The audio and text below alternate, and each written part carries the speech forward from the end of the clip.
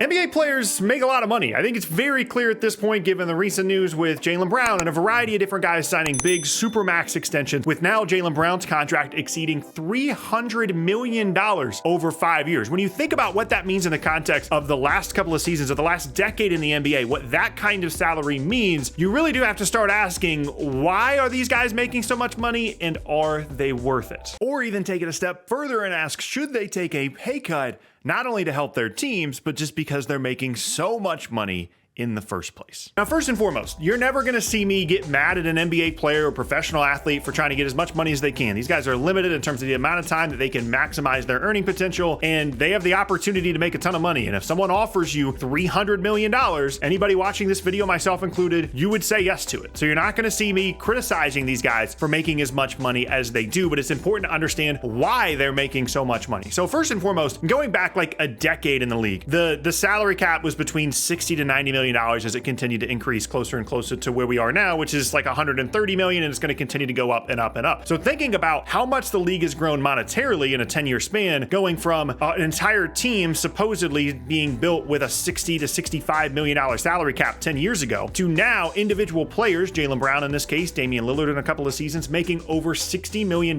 a year by themselves. How did we get there? Well, first and foremost, the league makes more money. The way that the salary cap is calculated is a portion of league revenue, and then that is split up in terms of this is the amount that you're allowed to spend on building your team. Obviously, there's ways to go over the cap, but salary cap is just a calculation of how much the NBA is making. And over the past 10 years, the NBA has made a lot more money as a league. They've had multiple new TV rights deals, including a new one that's going to go into effect here in a couple of seasons. And every time they renegotiate the TV deal, every single time that comes around, they make more and more money because the broadcast rights continue to get more and more valuable because there's a lot of people that want to watch the NBA. So that's first and foremost. The league makes more money. The salary cap goes up, and thus player salaries go up because you're trying to get as much of a piece of the pie as you can if you're these NBA players. And the other reason that players have been making more money is because they've put in things into the CBA to allow them to make more money as a percentage of the salary cap. Most notably, the Supermax extension that Jaylen Brown just signed. That was only possible because of something that they put into the CBA not too long ago, where if you make a couple of all NBA teams in a close enough time period, then you can sign a Supermax extension, and it's worth 35 for 40 or whatever percentage of the salary cap. Same thing with designated rookie extensions, where you can sign a rookie extension worth 35% of the salary cap when you wouldn't normally be able to if you're good enough. And so they continue to add incentives in order for these players to make more and more money. And with the second apron coming up, you're really only going to be allowed to sign one or two of those guys in terms of max or supermax contracts. And so it really pressures these teams to find those guys and lock them down. Also, as we've talked about in recent videos, players are more often now just signing those bigger contracts rather than leaving in free agency. And then if they want to change teams, they request a trade. So that's all the stuff from the players' side in terms of why they're making more money. The league's making more money. The players are getting better at finding ways to earn money. And there's just been incentives added in terms of the Supermax and designated rookie extension that allows these players to earn a bigger percentage of the salary cap on their total contract. The other question here is, are they actually worth this much money? The short answer is yes. There are players that are overpaid throughout the league. That's always going to be a thing in professional sports. You might pay a guy because of their past performance or because of their current performance, then they get hurt, or they're just not as good, or they're aging out, or maybe you just think that for the first 2 years of the contract, it's worth it. For the last 2 years, it's not going to be, but you're a championship contender. And so you'd rather have that guy there than lose them for nothing. So you pay extra to have them for those first 2 years. All those things come into the equation. There are going to be bad contracts. There are players in the NBA right now that are not providing $20, $25, $30 million a year value to their NBA team just because of a variety of different reasons. That's going to happen. However, the best of the best, the top tier players, are absolutely worth the money. They bring in so much revenue to these teams, to the league. They bring so much attention to the team. Just think about, for example, Boston adding Jaylen Brown back into their team. Think about what Boston's season would look like if Jaylen Brown had just left. Like, let's say he goes into free agency, there's no salary cap, and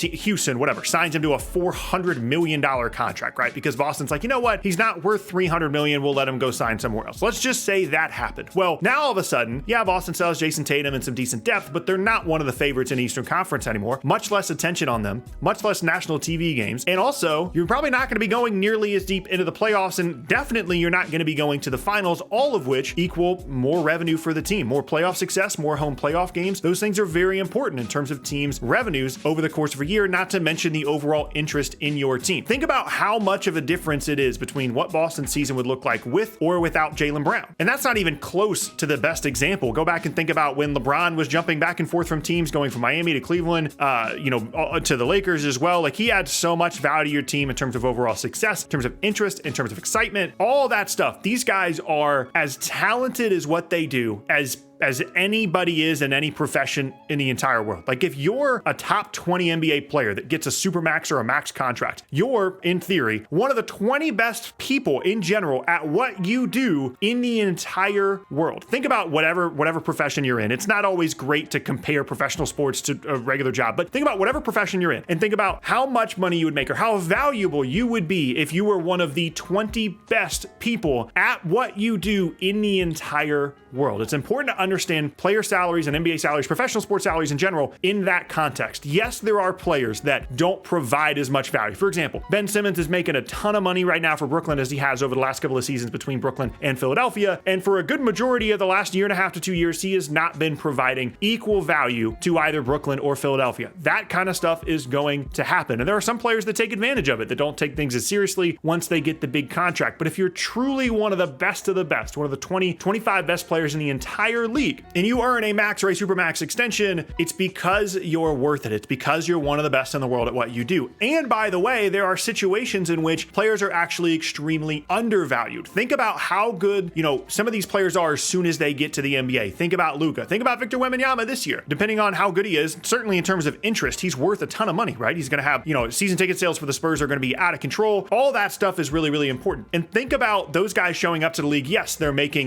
10, 11, $12 million a year, but their individual value, if Luka, Victor Wembanyama, these guys showed up to the NBA, there was no draft and they got to just sign in free agency with any team and there was no salary cap, Victor Wembanyama might have signed for like $500 million or something insane, right? But because of the way the rookie scale works and some of these, things they have in place in the NBA to protect teams from giving out huge contracts like that, he's actually going to be underpaid this year. Luka was underpaid for the entirety of his rookie contract in a massive, massive way. And then you could even argue that once he did get his max contract, he's actually still underpaid because of the way the max contract slots and the salary cap works. And I say all of this to say that yes, it's shocking to see how much the player salaries have increased over the last decade in the NBA, going from the salary cap being $65 million to individual players making $65 million.